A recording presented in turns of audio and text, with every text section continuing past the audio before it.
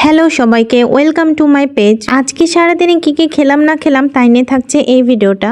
এখন বাজে সকাল 10টা। আমি একটু হরলিক্স গুলিয়ে খেয়ে নিয়েছিলাম। হরলিক্স না খেলে আম্মু সবসময় রাগারাগি করে, কিন্তু হরলিক্সটা আমার রাতেই খাওয়া হয়, আজকে সকালে খেলাম। সকালে আমি আর তেমন কিছুই খাইনি, সরাসরি দুপুরের খাবার শেয়ার করছি। দুপুরে আমি অনেকটা পরিমাণ ভাত নিয়ে নিয়েছি আর আমার পছন্দের পটল ভাজা নিয়ে নিয়েছি, সাথে ছিল একটা লেবু। আমি খুব সুন্দর করে পটল ভাজা দিয়ে ভাতটাকে ভালো মতো মাখিয়ে তারপরে খেয়ে নিচ্ছিলাম। পটল ভাজা দিয়ে প্রতিটা লোকমা আমার কাছে এত মজা লাগে যা বলার বাহিরে। আমার মতো তোমরা কারা পটল ভাজা এতটা পছন্দ করো তা কিন্তু জানিও। পটল ভাজা দিয়ে আমি প্রায় অনেকটা পরিমাণ ভাত খেয়ে নিলাম। এটা দিয়ে খাওয়া শেষ করে আমি একটা মাছের তরকারি নিয়েছিলাম। তার আগে চলো দেখে নিই আমাকে কে কে সুন্দর সুন্দর কমেন্ট করে পাশে থাকে। আছে কানন ডেইলি ব্লগ, আমাতুল্লাস ব্লগ আপু দেখছেন নারায়ণগঞ্জ থেকে। রেনিস থট, এই আপুটা অনেক সুন্দর সুন্দর ফানি কন্টেন্ট তৈরি করে, তোমরা দেখে আসতে পারো। আছে Lamia's cooking and blog, Nazmin's lifestyle. এই মাছটা খুব সুন্দর ভাজা ভাজা করে বেশি করে পেঁয়াজ দিয়ে করা হয়েছিল, বলতে গেলে মাছটা মাখা মাখা করে ভুনা করা হয়েছিল।